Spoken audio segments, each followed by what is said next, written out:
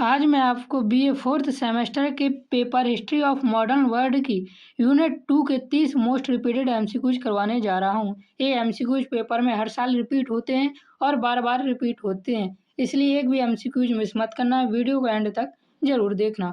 और यूनिट्स के लिए आपको लिंक डिस्क्रिप्शन पर मिल जाएगा, जहाँ से आप हिस्ट्री की सारी यूनिट की वीडियो देख सकते हैं। चैनल पर नया है तो चैनल को सब्सक्राइब जरूर करना।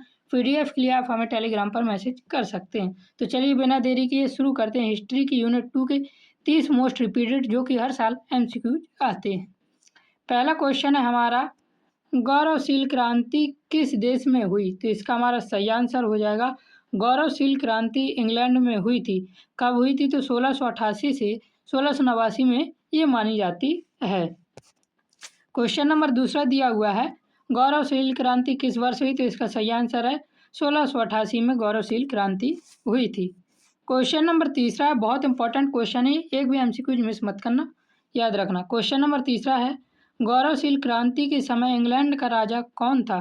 तो इसका हमारा सही आंसर हो जाएगा जेम्स द्वितीय। 1688 की क्रांति के समय इंग्लैंड का राजा जेम्स द्वितीय था। यह किस वंश का शासक था? तो याद रखना स्टुअर्ट वंश का राजा था। बहुत इंपॉर्टेंट क्वेश्चन है। क्वेश्चन नंबर चौथा दिया हुआ है, जेम्स द्वितीय किस धर्म का अनुयायी था? तो जेम्स द्वितीय कैथोलिक धर्म का अनुयायी था। क्वेश्चन नंबर 5 दिया हुआ है, गौरवशील क्रांति का दूसरा नाम क्या है? तो इसका सही आंसर हो जाएगा रक्तहीन क्रांति। गौरवशील क्रांति को रक्तहीन क्रांति भी कहा जाता है, क्योंकि सत्ता का यह परिवर्तन बिना किसी बड़े युद्ध, खून खराबे के बिना ही शांतिपूर्ण ढंग से संपन्न हुआ, इसलिए गौरवशील क्रांति का दूसरा नाम रक्तहीन क्रांति पड़ गया। क्वेश्चन नंबर 6 दिया हुआ है, गौरवशील क्रांति के बाद किस प्रकार की सरकार स्थापित हुई? तो इस गौरवशील क्रांति के बाद संवैधानिक राजतंत्र की सरकार स्थापित हुई थी। क्वेश्चन नंबर 7 दिया हुआ है, 1689 में कौन सा महत्वपूर्ण कानून पारित हुआ? तो इसका सही आंसर हो जाएगा, ये देखिए गौरवशील क्रांति से रिलेटेड है, तो ये ब्रिटिश से ही, इंग्लैंड से ही पूछा गया है। तो अधिकार विधेयक बिल ऑफ राइट्स पारित हुआ था 1689 में। ब्रिटिश संसद ने अधिकार विधेयक या बिल ऑफ राइट्स पारित किया, याद रखना। और इस कानून का काम क्या था? राजा की शक्तियों को कानूनी रूप से सीमित करना और नागरिकों व संसद के अधिकारों को सुरक्षित करना, इस विधेयक का उद्देश्य था। आगे क्वेश्चन देखें। क्वेश्चन नंबर 8 हमारा दिया हुआ है, अधिकार विधेयक बिल ऑफ राइट्स कब पारित हुआ? तो इसका सही आंसर है बिल ऑफ राइट्स 1689 में पारित हुआ था। क्वेश्चन नंबर 9 दिया हुआ है, जेम्स द्वितीय किस देश भाग गया था? तो इसका सही आंसर है जेम्स फ्रांस भाग गया था। अपनी सेना और समर्थकों का साथ छूट जाने पर जेम्स द्वितीय अपनी जान बचाकर फ्रांस भाग गया, जहां फ्रांसीसी राजा लुई 14वें ने उससे शरण दी थी। तो जेम्स द्वितीय को फ्रांस में किसने शरण दी थी? याद रखना, लुई 14वें ने शरण दी थी। क्वेश्चन नंबर 10 दिया हुआ है, सहिष्णुता अधिनियम कब पारित हुआ? ये इंग्लैंड से ही रिलेटेड है, तो इंग्लैंड का ही पूछा जाएगा। तो सहिष्णुता अधिनियम 1689 में पारित किया गया। इसे टोलरेशन एक्ट के नाम से जाना जाता है, याद रखना। क्वेश्चन नंबर 11 दिया हुआ है, एक्ट ऑफ सेटलमेंट कब पारित हुआ? तो एक्ट ऑफ सेटलमेंट 1701 में पारित हुआ था, याद रखना। ये बहुत ही इंपॉर्टेंट क्वेश्चन है, पेपर में ये हर साल रिपीट होता है। इसका उद्देश्य पता क्या था? भविष्य में इंग्लैंड का कोई भी राजा या रानी कैथोलिक नहीं हो सकता है, ये इस कानून का था। क्वेश्चन नंबर 12 दिया हुआ है, अधिकार विधेयक ने किसकी शक्ति सीमित की? तो अधिकार विधेयक ने राजा की शक्ति की सीमित की थी, याद रखना। क्वेश्चन नंबर 13 दिया हुआ है, गौरवशील क्रांति का संबंध किस राजवंश से था? तो मैंने आपको बताया था, जो राजा था वह स्टुअर्ट वंश से संबंधित था, इसलिए गौरवशील क्रांति का संबंध भी स्टुअर्ट वंश से हो गया। और स्टुअर्ट वंश का शासक उस समय कौन था? तो जेम्स द्वितीय उस समय शासक था। क्वेश्चन नंबर 14 दिया हुआ है हमारा, देखिए, औद्योगिक क्रांति का आरंभ लगभग कब हुआ था? तो इसका हमारा सही आंसर हो जाएगा 1760 में। यहाँ तक आपके जो ग्लोरियस रेवोल्यूशन है उसके क्वेश्चन खत्म हुए। अब हमारे औद्योगिक क्रांति के क्वेश्चन शुरू हो गए। तो औद्योगिक क्रांति कब प्रारंभ हुई थी? तो औद्योगिक क्रांति 1760 के दशक में मानी जाती है। और इसकी शुरुआत कहाँ से हुई थी? तो इसकी शुरुआत हुई थी इंग्लैंड से, ये याद रखना।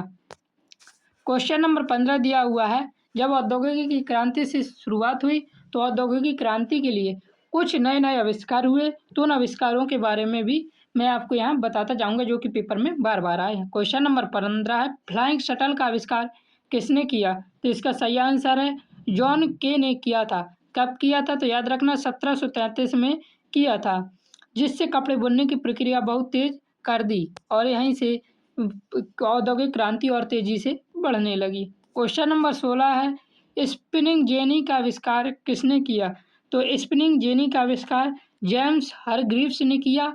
कब किया? तो याद रखना 1764 के आसपास किया था। इस मशीन से क्या करते थे, एक ही समय में सूत की कई तकलियों को काटा जा सकता था, याद रखना। क्वेश्चन नंबर 17 दिया हुआ है, वाटर फ्रेम का आविष्कार किसने किया? तो इसका सही आंसर है वाटर फ्रेम का आविष्कार रिचर्ड आर्कराइट ने किया था। कब किया था? तो 1769 में किया था। यह एक जल शक्ति से चलती थी, वाटर पावर से ये चलती थी, याद रखना वाटर फ्रेम। क्वेश्चन नंबर 18 दिया हुआ है, भाप इंजन में सुधार किसने किया?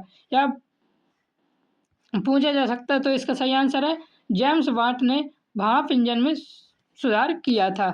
क्वेश्चन नंबर 19 दिया हुआ है, पावर लूम का आविष्कार किसने किया? तो पावर लूम का आविष्कार किया था एडमंड कार्टराइट ने। और कब किया था? तो याद रखना 1785 में। ये आविष्कार से रिलेटेड सारे क्वेश्चन एमसीक्यूज हैं, एक क्वेश्चन आपको आविष्कार का पूछा ही जाएगा। ये जो मैंने आपको 4 क्वेश्चन करवाए हैं, इसलिए इनको अच्छे से याद कर लेना।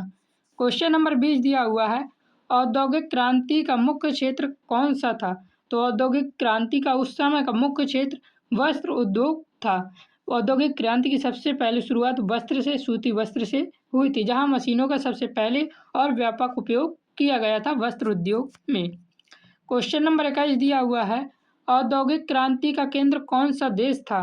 तो मैंने आपको बताया था औद्योगिक क्रांति का जो केंद्र था वह ब्रिटेन था। भौगोलिक स्थिति, कोयले और लोहे के प्रचुर भंडार और पूंजी की उपलब्धता के कारण औद्योगिक क्रांति सबसे पहले ब्रिटेन यानी इंग्लैंड में शुरू हुई थी, याद रखना, बहुत इंपॉर्टेंट क्वेश्चन है ये।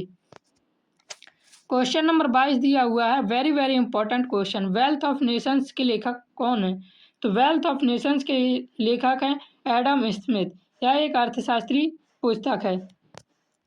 क्वेश्चन नंबर 23 दिया हुआ है, वेल्थ ऑफ नेशंस कब प्रकाशित हुई? तो वेल्थ ऑफ नेशन 1776 में प्रकाशित हुई थी। क्वेश्चन नंबर 24 दिया हुआ है, फैक्ट्री प्रणाली के विकास का श्रेय किसे दिया जाता है?